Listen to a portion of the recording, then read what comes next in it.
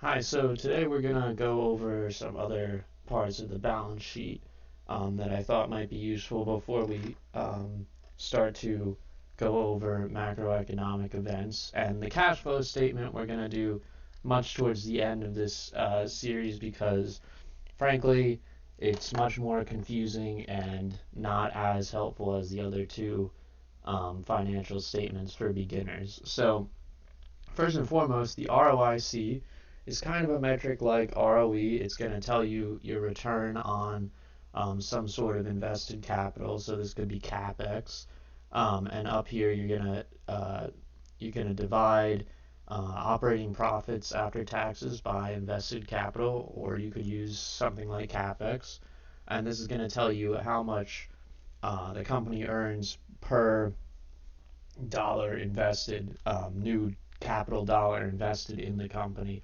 And I actually like this a lot better than ROE, because ROE is only looking at equity, but this is looking at all capital that we're investing. And a big strategy that people will use with this is they'll subtract it out from the weighted average cost of capital, which we talked about. And you want to see that be positive because think about it.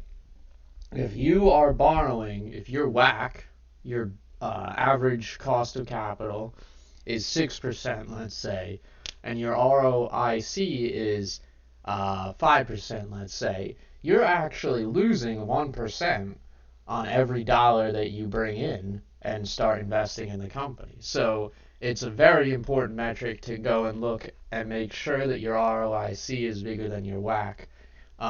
Once again, this isn't financial advice, but this has worked well for me, and I implore you to do your own research into this type of thing. And that is the general rule of thumb that I like to go by.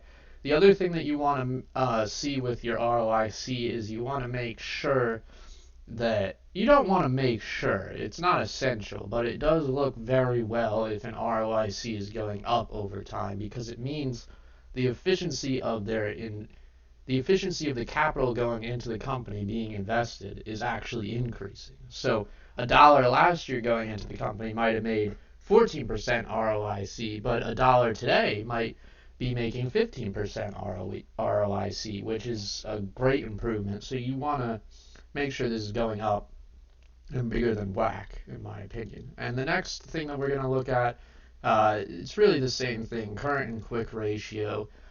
This is basically just a measure to tell if a company is okay paying its current liabilities, so things like debt payments. There's other examples of current liabilities, accounts payable, etc. And you're going to divide current assets by current liabilities to get your current ratio. Um, Now you want this to be above 1, of course, because you want it to be able to cover the liabilities.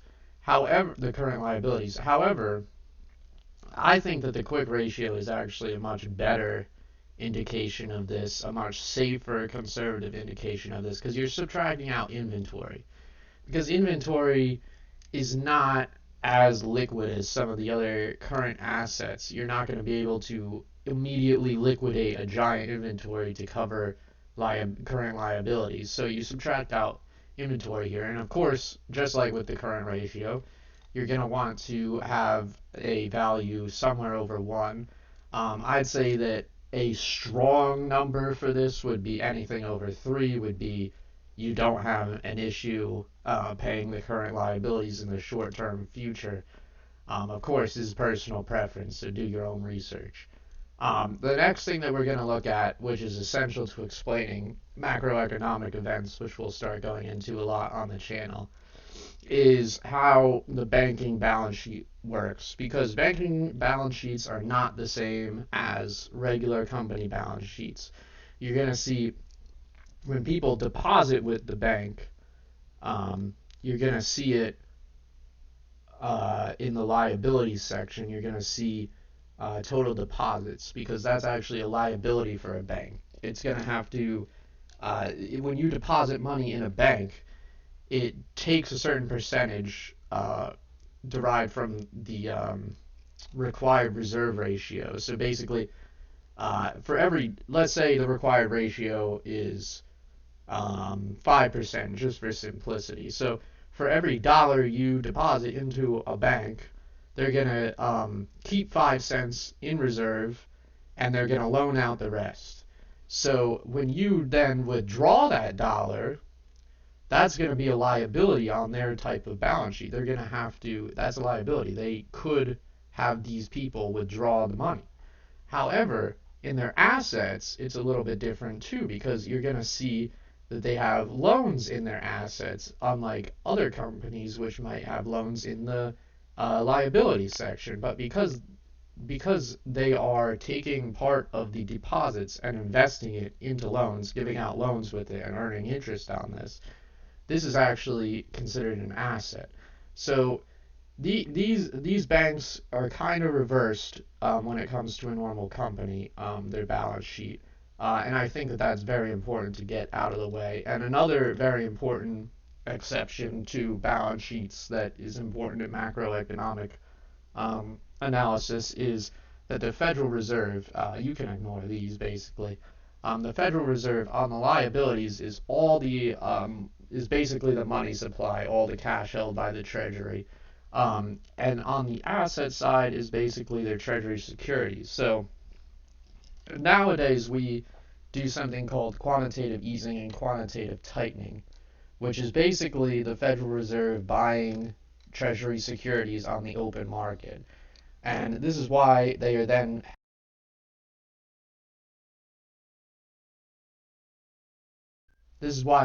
held in the asset category of the Federal Reserve, and why the money supply is in the liability side. So that's it. This is just a quick video, kind of a prepper of macroeconomic events that we're going to go into in the future that I think you'll really enjoy, and also talking about some of the exceptions to balance sheets, as these two are the most prominent exceptions that I would say every investor needs to know. Thank you very much. Have a great day.